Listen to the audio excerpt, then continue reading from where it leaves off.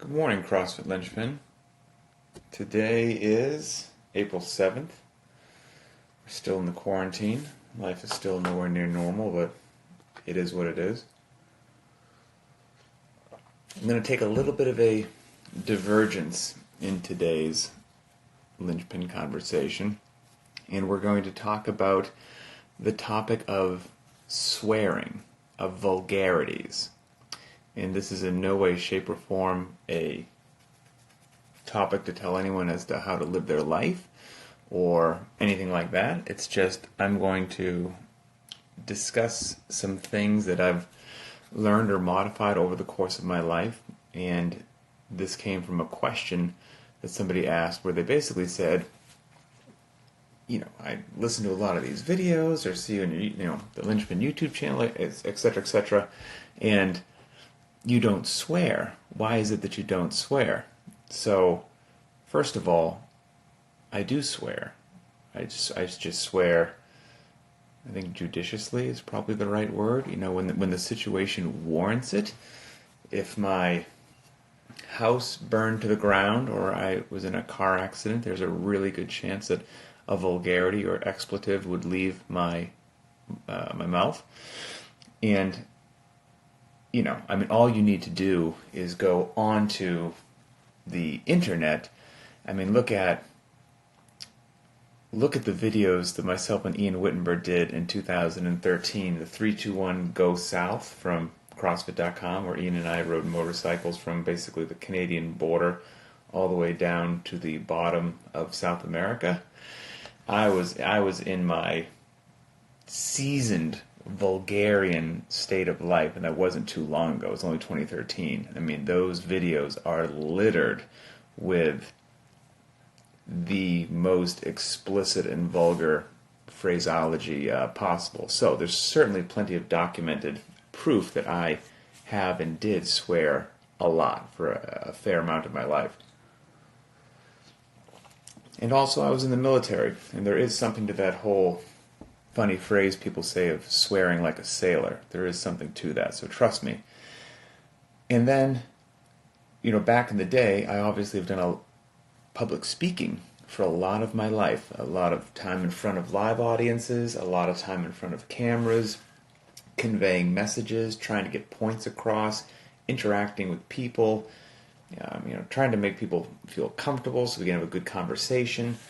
And I will admit, back in the day, the early days of CrossFit HQ and CrossFit.com, when we would travel around doing level 1 seminars all around the world, swearing was just, that was just a part of the seminar. It was vulgar. It is how that's how it was.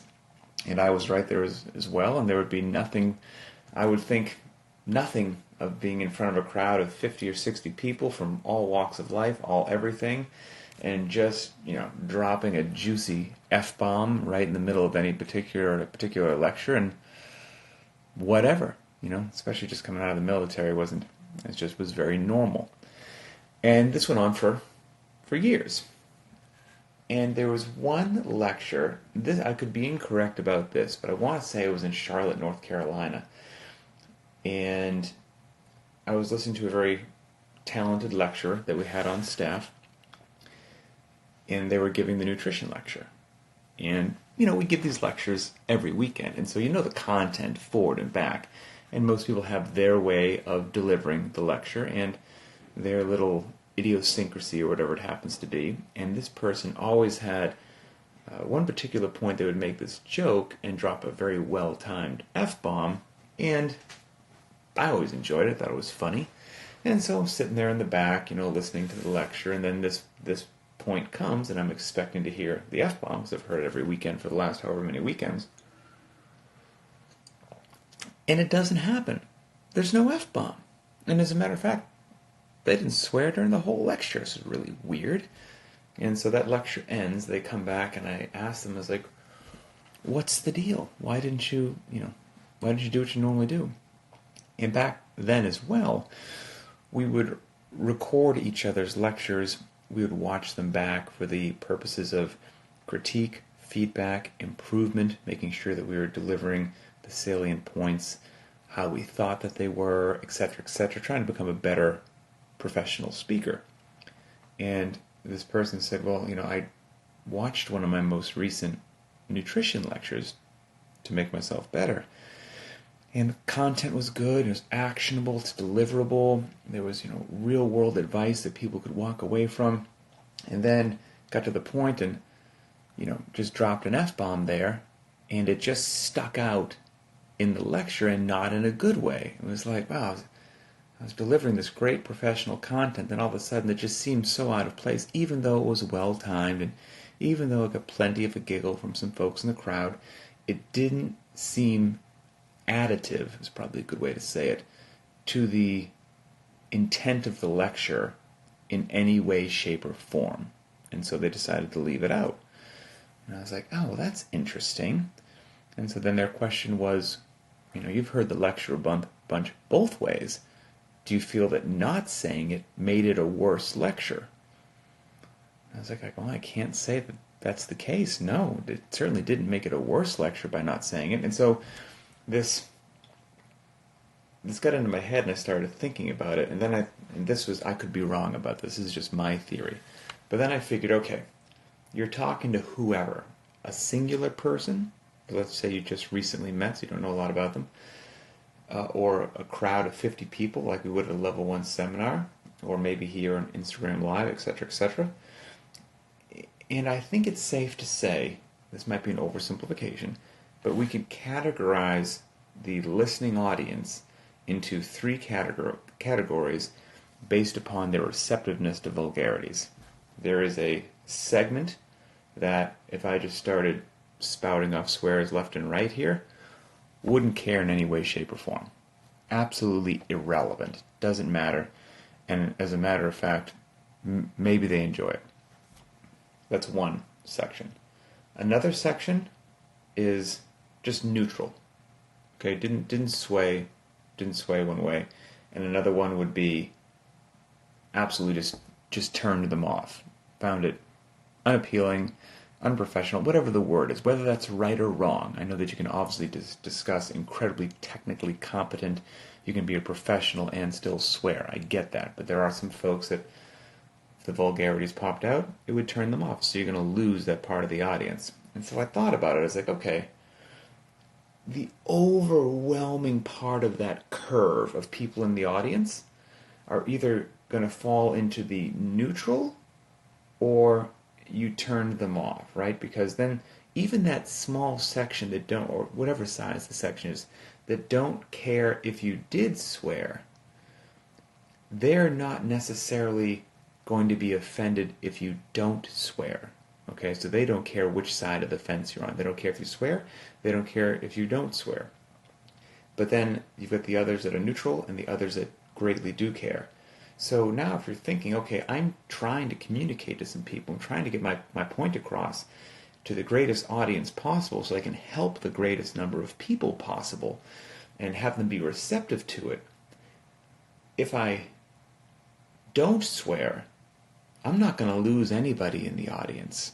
Everyone's going to think it's just fine, and they're going to be on board and we'll have a great discussion. If I do swear, there's no real benefit to it, and as a matter of fact, the only thing I risk is shutting some people off. And so it seemed like there was more risk for what didn't really appear to be any reward in any way, shape, or form. And from a logical analysis in my head, I was like, well, that's not a really good bet.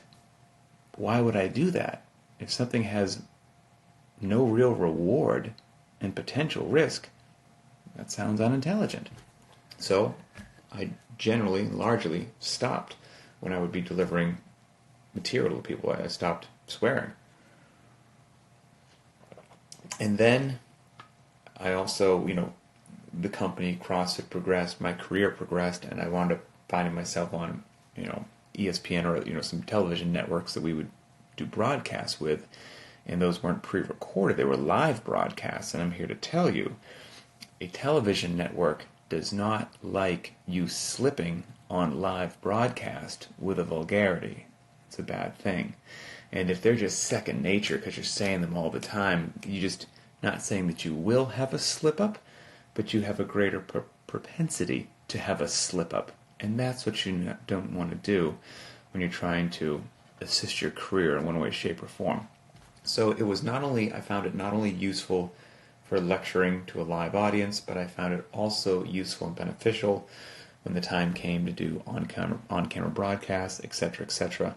And then, since I was doing it in those two portions of my life, I started greatly reducing the amount that I swore, even in just everyday life, my normal interactions. And this is not a value judgment, this is not a morality judgment, I'm simply telling you my personal little experimentation that I did, that's all. And you know what was really interesting is, it's kind of like,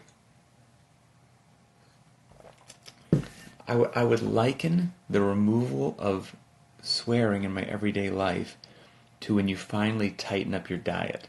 You know when you finally tighten up your diet and you stop eating just processed, overly sweet, artificial food, and then all of a sudden you realize maybe how sweet some regular foods are that didn't seem sweet for a while because you were eating, Kit Kats and ice cream. And then when you start, you remove that from your diet and you have some raspberries or some grapes or blueberries, some natural sugar like fruit, and you're like, holy cow, these are so sweet. They're incredibly sweet. I can't believe it. But you didn't realize that before because you had, desensitized that palate through eating things which were over the top sweet, yet delicious, like Dairy Queen Blizzards. But if you eat a bunch of Dairy Queen Blizzards, a bowl of blueberries doesn't really seem that sweet. Well, the same thing had kind of happened with swearing. From my time in the military and everything, swearing was just a normal commonality that I would do it so frequently about everything.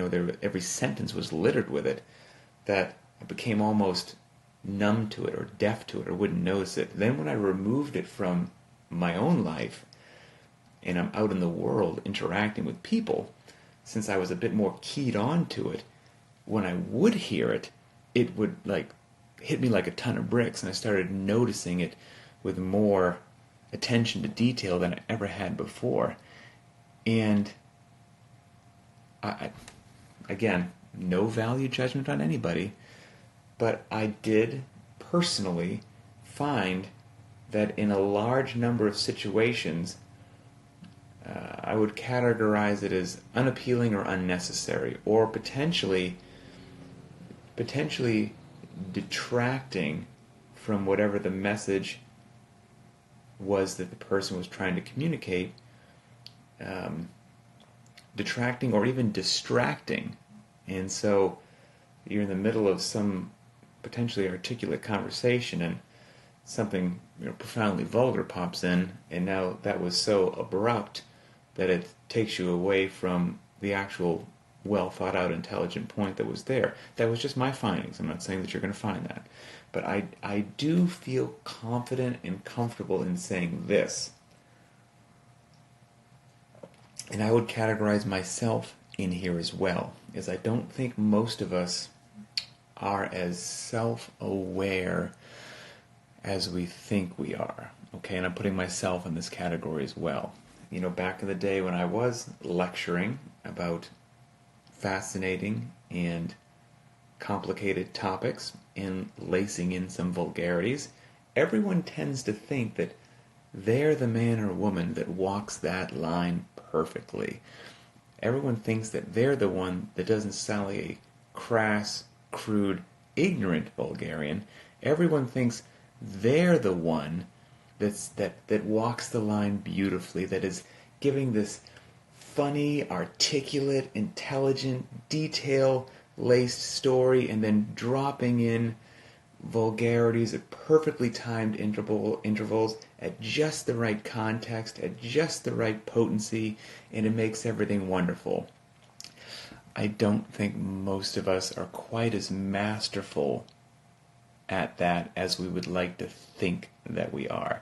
And the only way that you'll know is maybe just do a little experiment. Maybe do the same experiment that I did. Try not to swear for a week, and I don't care if you do. And then also there's the big thing for me to say, I don't care if you do or not. It's just an interesting, fun little experiment that you'll never know how it feels unless you do the experiment. And I think a lot of us will probably find it very challenging to not swear for just 7 days. Really challenging.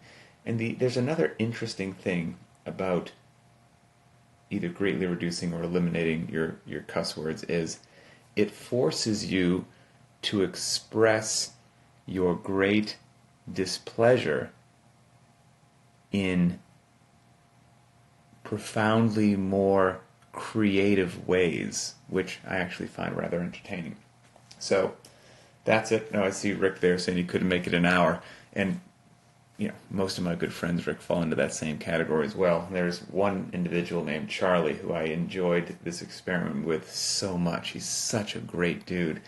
And I don't think he made it through a 2-hour stretch, and it was so entertaining. He'd say something, he's like, oh, darn. It was fun to observe. But anyway, that's it. And again, I don't care how you roll. Roll however you want to roll. The question was just thrown my way as to why I don't talk about this amazing effing workout that we're going to do today. I don't find it additive, and I find it does more harm than good. I find it unnecessary for me personally, and I don't want to shut off any segments of people that I could otherwise help with this. And I also think it's cool if whoever wants can be in the audience, from young to old, and it's all good. So that's it. Let me see if I missed anything. Time for me to get a refill of my coffee. Let's see. Ethan, just wanted to say a quick thank you for creating that no equipment option. It has been a lifesaver through these last few weeks. I've never done so much running in a short period of time, though. Well, I'm glad it's working out for you. So anyone who doesn't know, on the private track, we obviously have the workout of the day, a limited equipment option, which means dumbbells, but then we also have a no equipment version, meaning you don't need anything. And that's especially helpful these days as well. Let's see.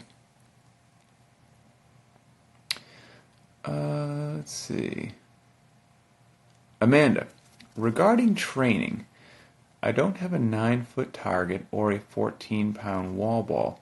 Can I multiply the reps by the weight and the height and figure out how many reps I need to do at a lower height? Yes, you absolutely can. And if that math doesn't confuse you, but if that math confuses some other folks, we could talk about that later. But you certainly could. You could figure that out. And it won't be any modification like that. By its very nature, changes the workout, so it's not the exact same workout. However, it will be close enough. So let's say, for example, just to give this example for some other folks, let's say you wanted to do Fran at 95 pounds, 21-15-9, thrusters and pull-ups, but let's say that you only had a 75-pound barbell. What you could do, you could be like, all right, well, I only have a 75-pound barbell. There's 45 reps in Fran. So I'm going to take 95 pounds. Let me get my calculator. Let's do this in real time. Okay, so 95-pound barbell times 45 reps equals 4275. Now, I'm going to use a 75-pound barbell. Divided by 75, that gives me 57. So, you could say, I'm going to do Fran, I'm going to do 57 reps instead of 45 reps overall by the end of the workout because I have a lighter barbell. Is that the exact same? Absolutely not. Absolutely not. Is it close enough to get you wonderfully fit? 100%. There's no reason to make it more complicated than it needs to be. That will certainly do the trick. Let's see. Make sure I didn't miss anything else. And then I'm going to go get myself some coffee. And life is going to be wonderful. Let's see.